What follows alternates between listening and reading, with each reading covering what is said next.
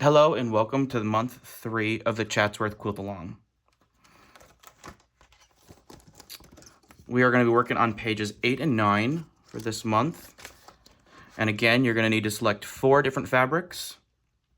You're going to use 12-inch squares of them, assorted prints, and you're going to need a piece of background that is 9 by 13. Okay, and after you cut your pieces, again, you're going to refer to the diagram on the left of the cutting chart. We're going to start sewing. And we are going to be making some folded corner units. And I'm going to show you how to use the simple folded corners ruler in place of drawing lines on the squares as shown. You can feel free to use any method you want to get there.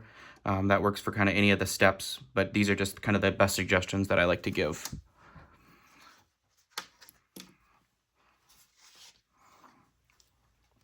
So we are going to start with our base fabric, and it's a rectangle, and then we are going to start with 2 squares that are going to be our folded corners or our snowball corners. And in the pattern, it talks about drawing a line on the wrong side of each of the squares. If you want to draw a line on the wrong side of the squares and trim, you can, and you can sew on the line and all of that. But with my simple folded corners ruler, you don't have to draw the line. So it eliminates the drawing the line in the first part.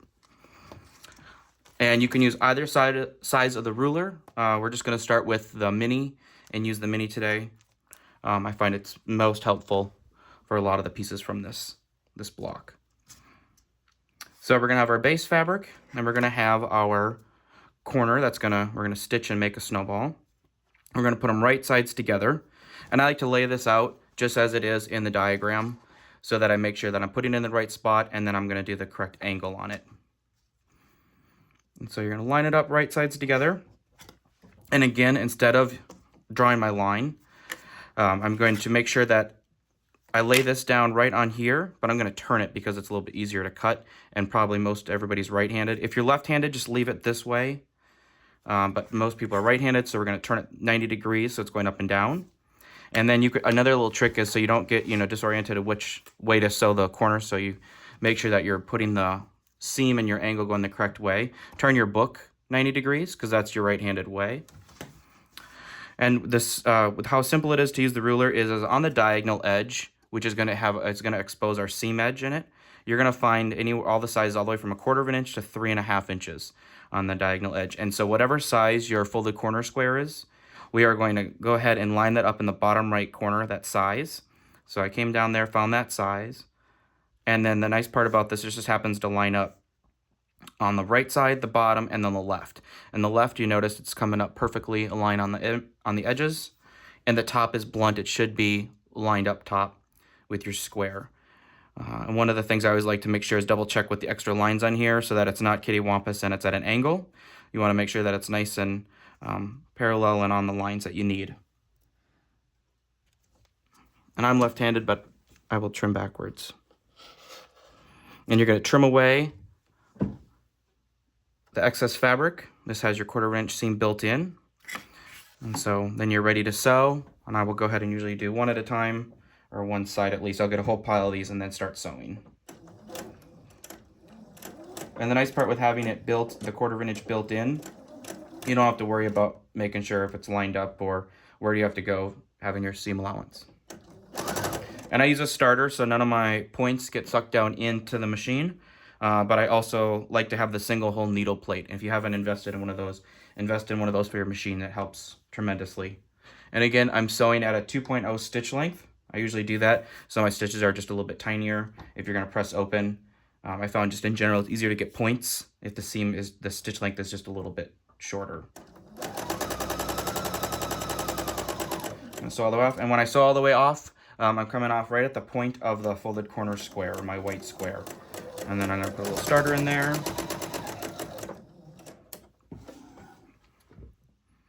Trim my starter back. And you'll see that I sewed right at the point and then off the point there. Okay, and I'm going to press this. Set my seam. And then again, I like to finger press it open, making sure not to stretch it, and then I will press. Okay. Always press from the back for the first time, And I'm pressing open, and then I'll come to the front and flatten it to make sure that it's nice and flat. Okay, and as you can tell, it comes out really nice in the corners and in the middle. And then I'm going to go ahead and again turn it so it matches my diagram for step C. Okay, and then I'm going to take the other square that I have that I'm going to do the folded corner, and I'm going to line it up on the other side. And again, line up the side, the top, and the other side. Okay, and then I'm going to follow the diagram, and the diagram has on the lower corner. You can turn it whatever way is easier, like that. So I'm going to follow the diagram. Again, I'm going to line up all my edges. It just happens to, again, line up here. Otherwise, it would be extended or it would be under the ruler. Just depends on the size of your pieces. And then I'll make sure everything else is aligned. And then I'm going to trim away the excess. Okay. Again, 1/4 inch seam is built in. And then these you can discard and you have a little bit of each. Some people will sew them. I don't have time to do that.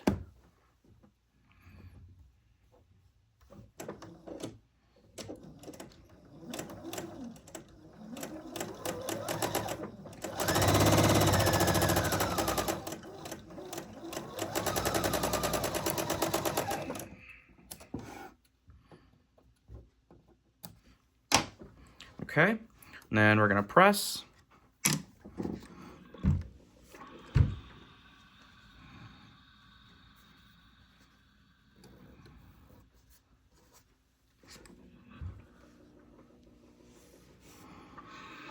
Fold it over. Press. And then you have your perfect folded corner unit. This is step number 1. You're going to make 4, one of each of the prints. We're going to set that aside.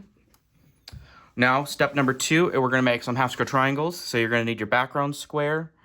That's the A, and you're going to mark a line on the wrong side, corner to corner. And then you're going to use 1 square from each of your prints as well. And so here is my A square. I love the Sew Line Trio pen. It's been one of my favorites forever. I like to just draw on a line, single line, and I'm going to stitch a 1/4 inch on either side.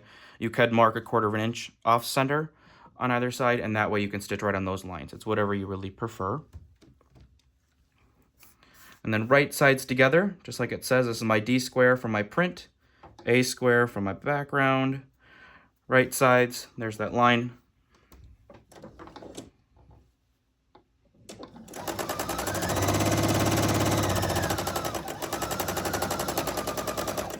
And they are oversized, the squares are, so if you're not perfectly aligned on the sides, it's okay. You don't have to be too perfect because they trim down a little bit.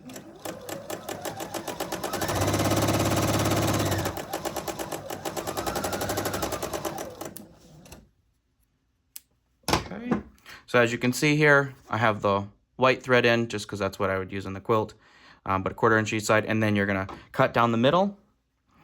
And you can use your ruler. The best part about your simple folded corners ruler is on the other side. It's just a regular quilting ruler, so you can cut squares and rectangles and any size pieces, but I also use it just as my straight edge.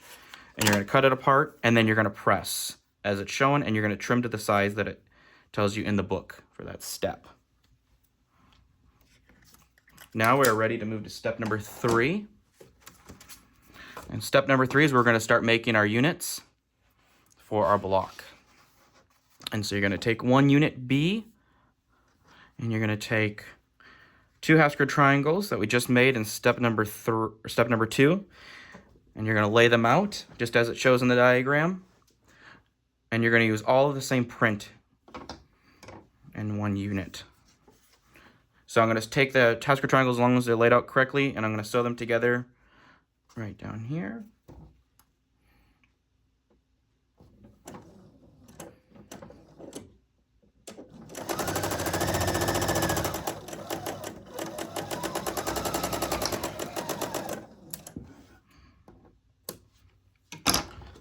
Press that seam.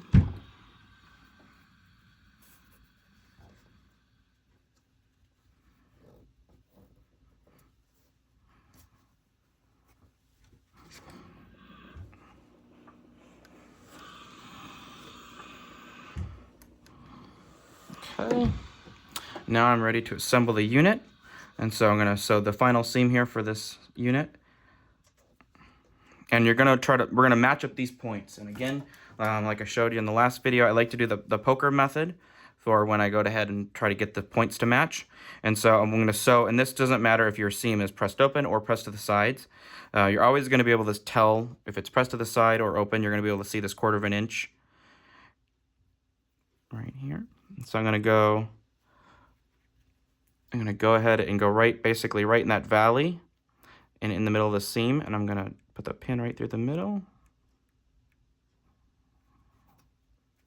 And I'm going to go to the front and check it to make sure that it comes out perfectly in the spot where I want it to. And then we're going to go on here, and you're going to come 1/4 inch down from the top here, and I will eyeball it. Sometimes if I need to find the 1/4 inch, I'll lay down. And on the edge of your simple folded corner ruler, there's a 1/4 inch line. And so I'll lay that down sometimes. Lay it on the top. And I'll go poke right in the seam. So like that. And the other thing is, you can always tell if your piece is going to line up straight or not, is you want to make sure that when you push it together, that your pin is going straight and up and down. If it's kind of sideways like that, you know it's not going to be aligned. So you want to make sure that it's straight. I turn it sideways, and then again, I'm left-handed, so I pin backwards. But I do like them to straddle that middle poker pin. Okay. And then when I'm sewing, I know I'm going to sew right at this point. Sometimes you can see where the eye of the pin was in, but I know I'm going to sew right to that point, and then I always pin the end as well. Okay.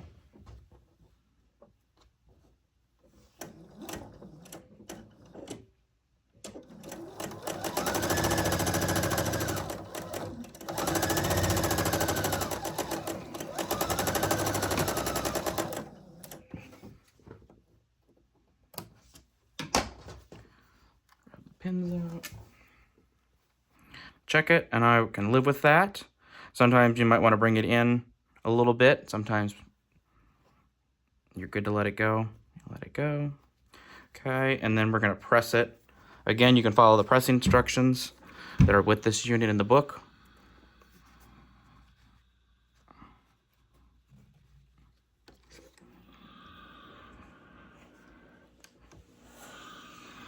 Oops.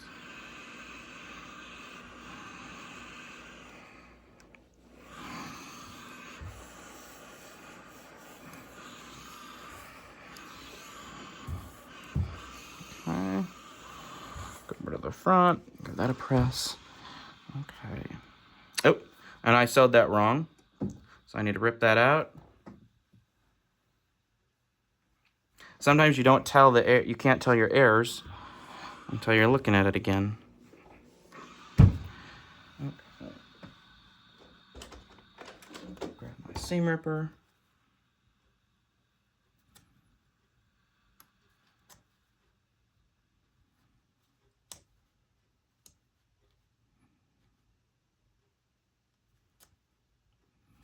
I like to rip every 3 or 4 stitches, and then I can pull out the little bit of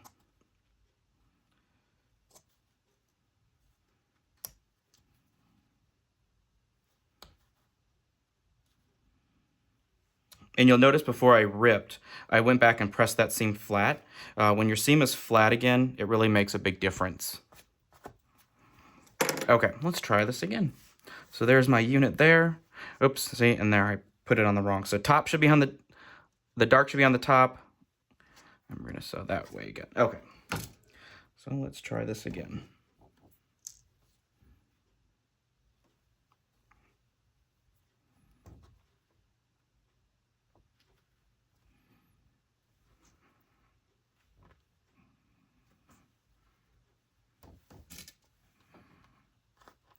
Do the poker method, pinned.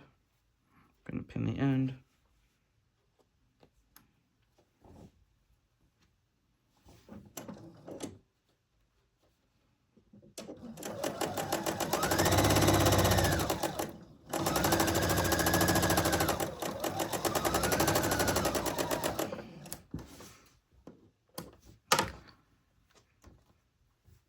Let's try this again.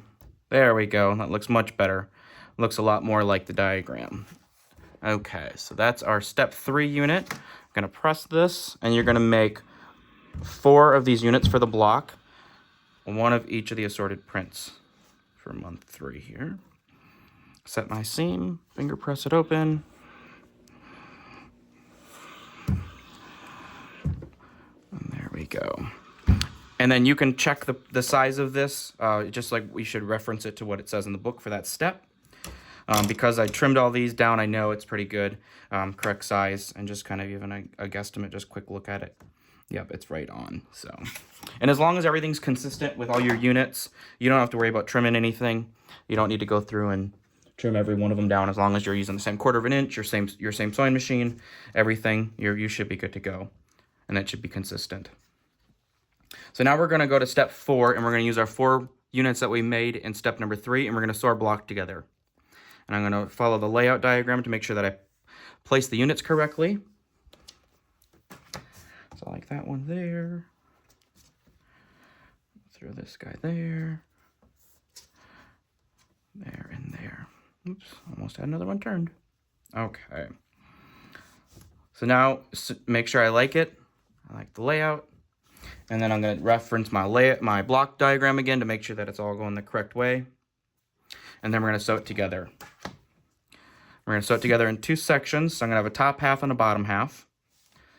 Okay. And when we put it together, I like to pin and make sure that we had everything lined up.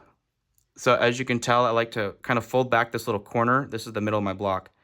And I like to make sure that it's all going to be lined up. So I'm going to put a pin in there. Hold that.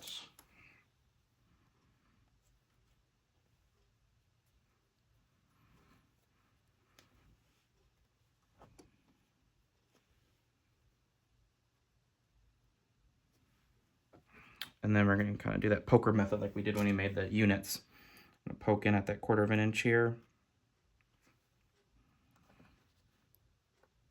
Go down a little bit there.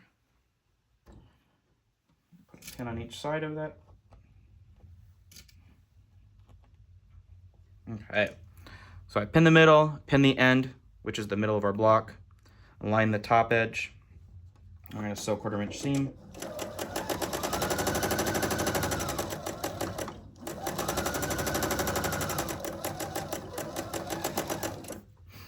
And then we're going to do the same thing with the bottom half. Fold it over. Put the pin here.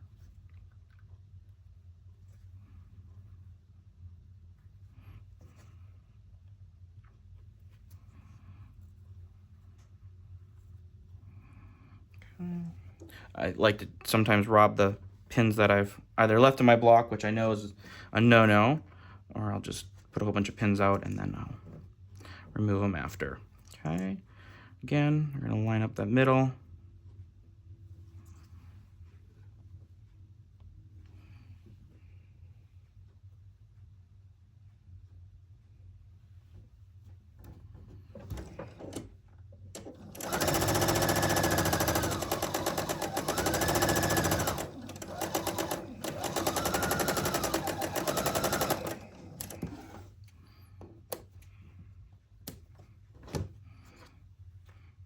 Now the moment of truth. We always wonder how we do. Okay. That one's lined up there. That one looks good there. And then we have that one's good and that one's good. So I'm going to go ahead and press them.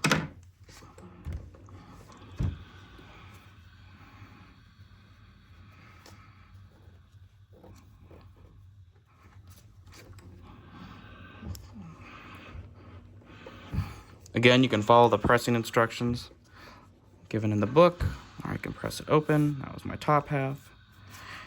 And I'm going to adjust that one. I'm happy with this one, but as looking at this one, I'm gonna rip that little bit out and redo. And as you can tell, I'm going to just rip out a little bit. I'm not ripping out the whole thing because I'm good with the other point. I'm good at the end.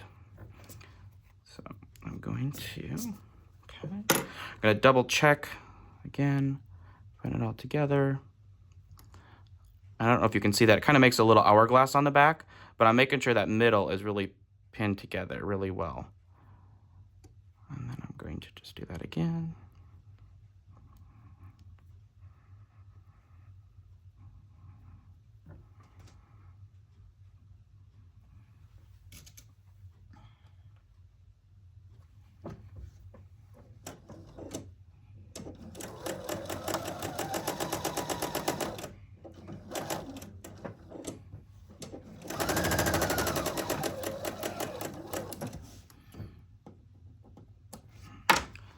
Okay, let's try this again. Very good, much better, much happier with that. Okay, now we're gonna set the seam, press this half open.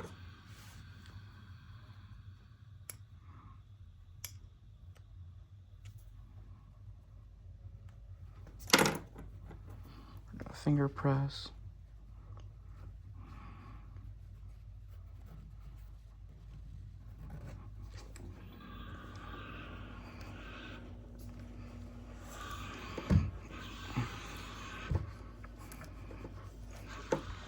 Okay, so now we have our top half and our bottom half. We're gonna pin this together and stitch block 3 together. Pull the right sides together. And again, I'm gonna start with the poker method right in the middle.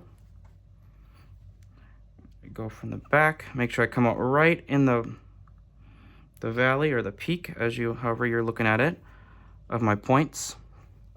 And then I'm gonna find the same thing on the bottom half.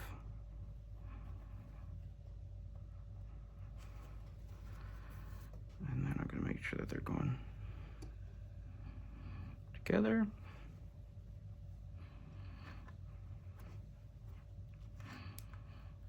Okay, and then pin this end.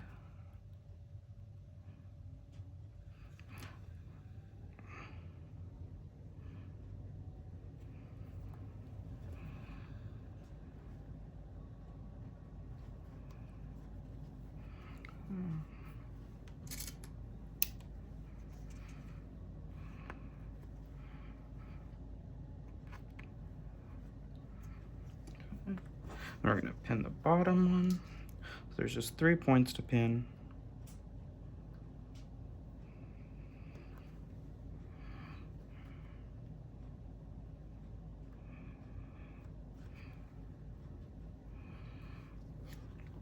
Make sure it's flat. Okay, and then I'm going to pin the bottom part of the block to make sure that that's lined up on that edge. Making sure that edge is lined up, and I'm going to sew a 1/4 inch seam.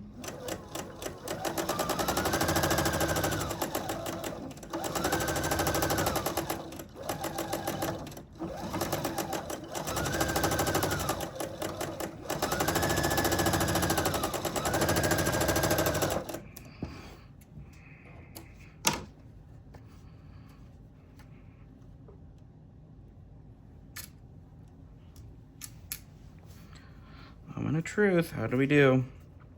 Good with that, good with that.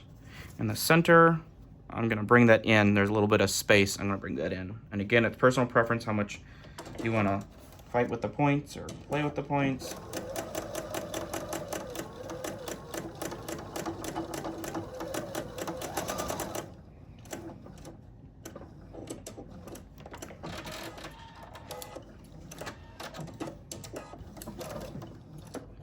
I always like to trim up and clean up the back of my blocks as I go, because when I'm all done with the quilt, I don't want to play with it anymore and loosen any more threads. Okay, so now I'm going to set my seam. Finger press this open.